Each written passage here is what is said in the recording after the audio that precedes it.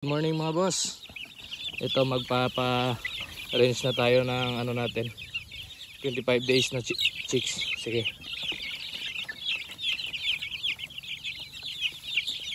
Para maka-adjust sila sa ano. Sa labas. Ito, yung iba. Yan. Bali dalawa yung ranging namin dito. Masulod.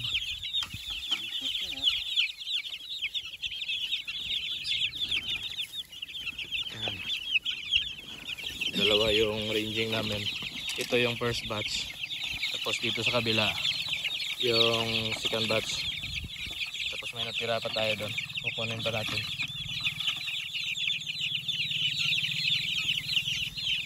Ayan. Ito yung first batch natin. Sa kabilang ranging. Tapos dito. First time na ma-range sila. Kasi nasa brooderan sila eh. Ayan yung mga first batch natin. All national, for national banded to. Okay, kunin pa natin yung natira doon sa baba. Okay. Hulihin pa natin yung mga natira dito. Ayan. Okay. Wait lang muna kasi maghuhuli pa kami. Okay. Ayan mga boss, nilagay natin yung inahin dito para may mag-guide sa mga sisiw sa range. Ayan. Nilagyan natin ng separate na tipi dito. Tapos itatali lang natin. Ayan.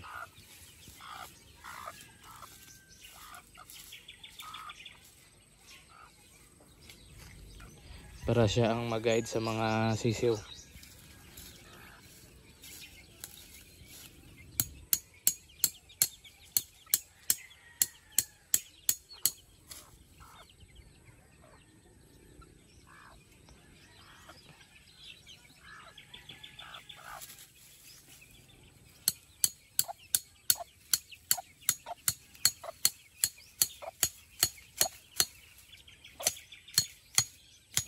Siya yung tatawag sa mga sisiw niya.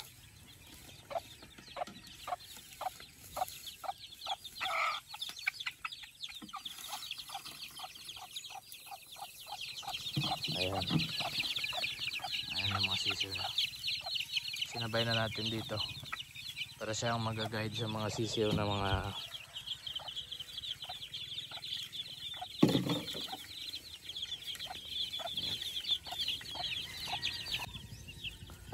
ayan ang mga boss, mga alagaan natin. Yung iba nakapasok kasi malaki yung butas ng ano natin.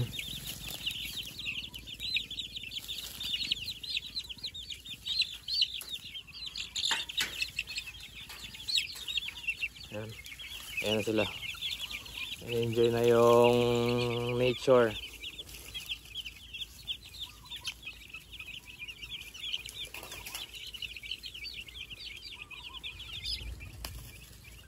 Dua na lang. Ayan. Hindi natin nilinisan yan para wild na wild sila.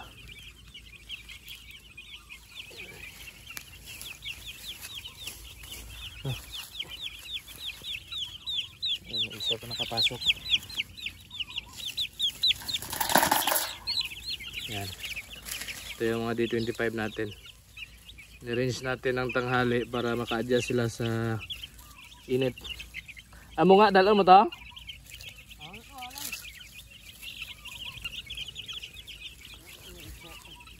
Tubig. Tapos tubig dre oh. Ayan. Mas maganda i-early range natin para maraming mineral sila na ano matuka.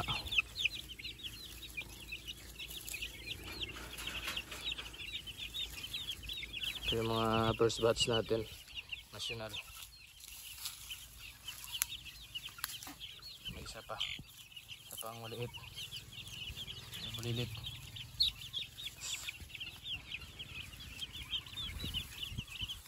Ayan. after 1 week nito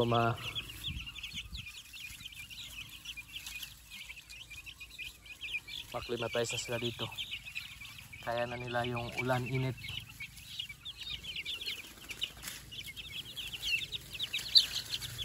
Tubig lang yung kagpalatukan, di ba? Ayan yung ibahan dyan sa baba. Ayan, puro damuhan. Dito dati ganyan din, pero naging ano na, kasi nga merong manok na nilagay. Ito yung mga first batch. Kunti na lang to kasi nabilhan na to ng kakirels. Nag-dispose ako ng kakirels para meron tayo pang ano sa patuka natin. May paikot tayo. Ayan, lagyan namin ng tent. Ganyan lang yung tent, oh. Para pag umulan dyan sila papasok. Kahit pa paano maka ano sa ulan. After kasi yung ano dito temperatura, ulan init eh. Temperatura ang panahon dito. Ulan init. Ito yung mga malalaki. Ano na, naklimatize na sila. Kaya na nila yung ulan init. Ito. Kahit ulan init, walang sipon o walang nararamdaman. Kasi nga kompleto tayo ng bakuna. Ito na lang yung maliit yung ano natin. Imo-monitor. Super okay naman, kaya na nila to kasi makapal naman yung balahibo nila eh.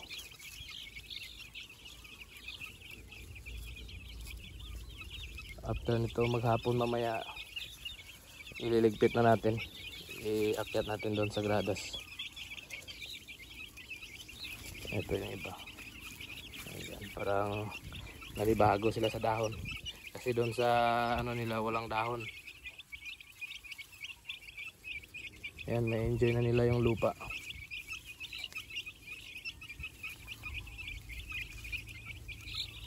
Kitty heads lang to. Mayroon pa doon natira sa may dalang sisir yung inahin. Kaya mga more than 90 yung sisir natin. Ayan, malawak yung ano nila, galaan. Hanggang doon sa dulo.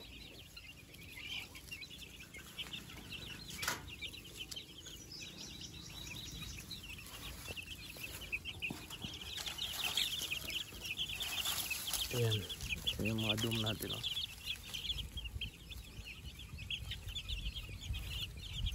Kaya yan. Sobrang init.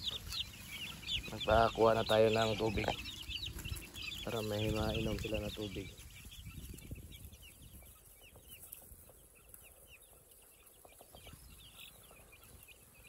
Ayan.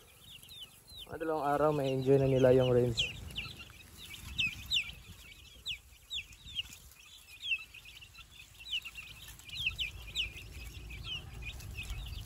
So ngayon maganda to yung palahi natin, healthy.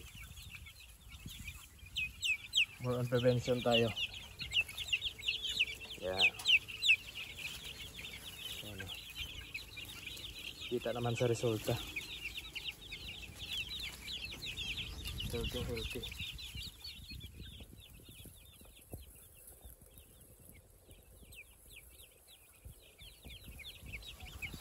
Dito sa kabila, ayan. Yan yung unang range natin. Maganda yung feedering nila, walang feeder picking na nangyayari kasi sa malawak na yung area natin dito.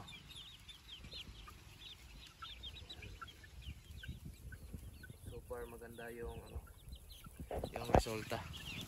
Nawal sa akong order. Oh. Yan ang ano. Nakalok na yun.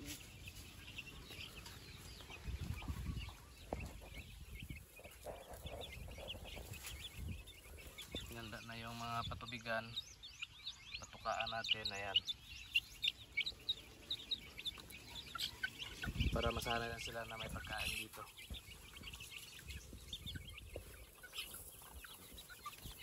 Tinira na ng mga ano. Ayan. Yung iba namumula na, hindi pa nga ito na 2 buwan. Ayan na yung isa. Pulang pula na. Medyo malalaki yung nabili na 10.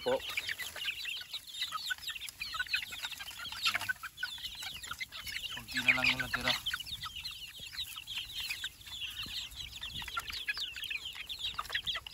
Ang gamit na feeds natin itong Supremo 1. Supremo 1. Ayan, mga dum natin.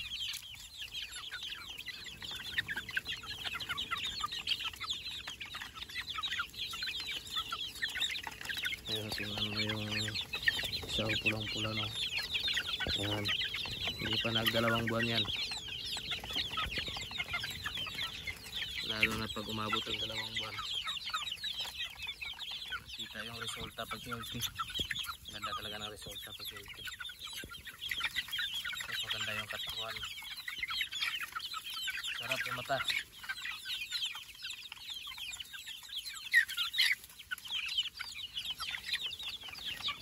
Okay guys, hanggang dito na lang yung video ko at saka maraming salamat sa inyo.